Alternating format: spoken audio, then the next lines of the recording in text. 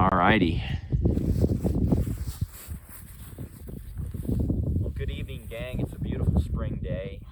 Today I'm going to continue talking about farm story. I've got the lake calvers behind me, and they're just enjoying chewing the cud. And I hope the YouTube video does a little bit of it justice, but there's just nothing quite like watching all these cows behind me chewing the cud. It's a beautiful Sunday evening, and so yeah, my farm story. I left off. I was telling y'all how I started my business, some of the lessons I'd learned, just finished a good internship, and so there's kind of three lessons I'm only going to describe. I'm going to be, in 2016, I was 20 years old, already had, over the winter I built 4 more broiler shelters. I had 8 shelters, and I just wanted to start producing a lot of birds and see what I could do. And so I went ahead and raised 3 batches of 325 broilers, and so did close to 1,000 in the spring. And at the time when I ordered the chicks in January, I still hadn't really developed any marketing venues. I was marketing to neighbors, marketing to just a few people that we knew, and we could sell 50 to 100 broilers. And big family, had 3 brothers, sister, mom and dad, and a great aunt at home, so we could eat some chicken too. But when I went ahead and placed the order for 900 chickens, and also for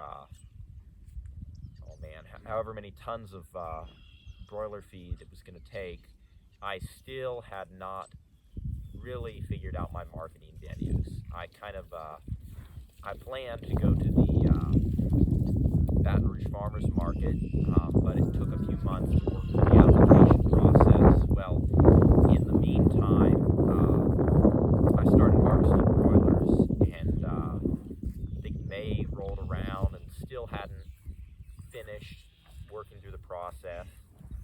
And by then I had filled up all the chest freezers I'd purchased with about 500-600 broilers, and I was out of space, and I ended up driving a couple hours to get some deals and buying 2 or 3 more big 25 cubic chest freezers to fit more broilers in. And I laugh in hindsight, because I started out doing all whole broilers, which in today's market you really need to go ahead and do a lot of cut-ups, because people love having boneless, skinless breasts and leg quarters, and some people don't need a whole chicken, don't even know how to cook a whole chicken.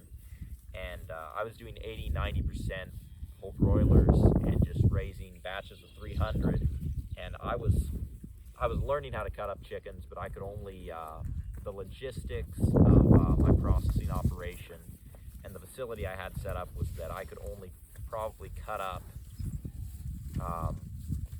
out of 300 birds, I could probably cut up 50 to 100. In fact, 100 would be high.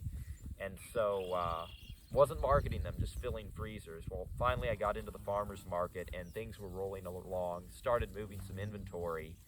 But it's a lesson I've never forgotten, and I'm seeking to continue and learn from it today, is that a lot of times we as farmers, because we love being on the landscape, we love raising the animals, we love building fences, we love building infrastructure, and we love learning all the how-to and the cool aspects of raising chickens or sheep or cows, you name it, we fail to realize that at the end of the day, until a sale happens, until you get your first sale, nothing happens. You have to sell things, you have to be able to market, and you need to put more emphasis on your marketing than you do on your technical skills, or at least equal, and marketing comes first. And so I backed myself into a corner where I had 400, 500, 600 chickens in the freezer, and I still was waiting because I had not gotten my marketing venues worked out, and hadn't built a really good brand to sell on. And it's a common mistake, but early on you need to figure out what you're about and you need to tell people about it. It's okay if you don't have product today, but get some name recognition out there. Go ahead and share, what you're planning to do, and if you end up changing and doing something different, you can be honest. Everybody changes plans. I was afraid to tell people about what I was going to do until I had a chicken to put in their hands. Well, by the time you have a chicken to put in your hands, put in your customer's hands, you've got 300 or 400 chickens, because there's an economy of scale in raising a chicken. You can't just raise 50 or 60 at a time and make the production economics work out. You're going to have to raise several hundred minimum. And so that was a big lesson first big lesson from my spring season in 2016 was always put marketing first when you're doing something. Don't go out and before you even buy your first chick, go ahead and have some people lined up, or at least have a marketing venue established. For me right now, having this YouTube channel is a marketing venue just to share my story with people. I realize down the line, if I start my own farm and whatever I'm raising, I can use the YouTube venue and I'll already have people that are aware. And it's really just about letting people know you're there, because if you don't tell them, they won't know. The second big lesson I was learning in the spring of 2016 as a 20-year-old was the limitations to what I could do. At the time, I was working 1 to 2 days a week with my neighbor. We would make hay in the summertime, and I was also doing handyman fixing jobs, plumbing, electrical, just all around yardage type work for him, taking care of horses and other things. And I was working 3 days a week as a tractor and forklift mechanic. And so I was also trying to do vegetables. By then I had reduced my garden size to half an acre, and I was also helping take care of our family garden. And I was, of course, keeping the books, and I was raising broiler chickens and processing chickens.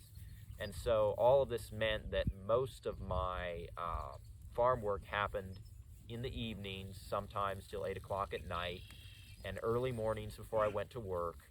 And it also happened on the weekends.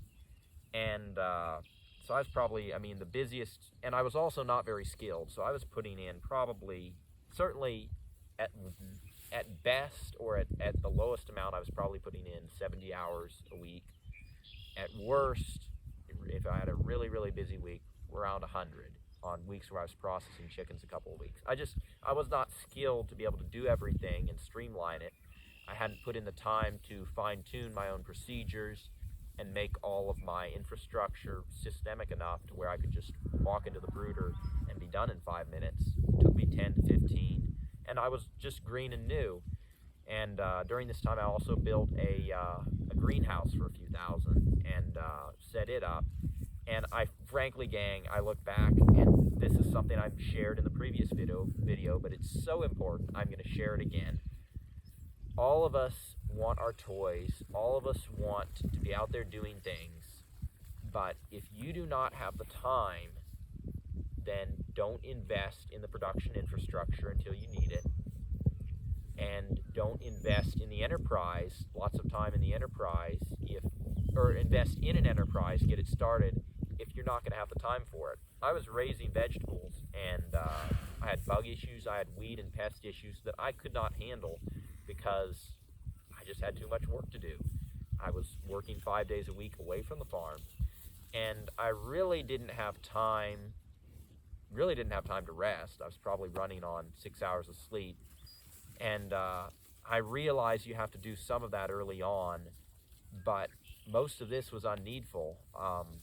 And I'm just telling y'all, don't reinvent the wheel. So learn from my mistake. You need to work hard, but that doesn't mean you need to be putting in 80 to 100 hours a week almost every week. It's a good recipe for burnout, and this is regenerative agriculture after all. So if you're not regenerating and healing yourself and you're destroying your health, you have failed at being a regenerative farmer. You're doing what an industry does, which is burning its workforce out with too much to do and not enough time to do what matters. So Those are the first two things. Put your marketing first, ahead of developing technical skills as you're learning, and put that ahead of developing your first enterprise. And second, um, only for whatever the amount of time is that you have, realistically, only develop an enterprise that fits in that time schedule. Don't overcommit. So the last thing I want to describe is some of the processing challenges. So I started out with an open air processing facility for raising my 900 broilers, and didn't really call up any inspectors or understand what the regulations were for the state of Louisiana. The federal law, PL 90-492, basically states that if you're raising under 20,000 birds a year as a producer grower and processing those birds, you are exempt from inspection. Well, it doesn't specify that that inspection is bird by bird inspection, and some states interpret it to mean you're exempt from all inspection. Well, the state of Louisiana, incidentally, interpreted it to mean that you are only exempt from bird to bird inspection, so they still get to inspect your facility. So I remember the day, it was late July, we were been selling at the farmer's market for a couple months. We're starting to move some inventory, and I was starting to see, I felt a little better. I realized I had too many whole broilers to sell, but felt a little better.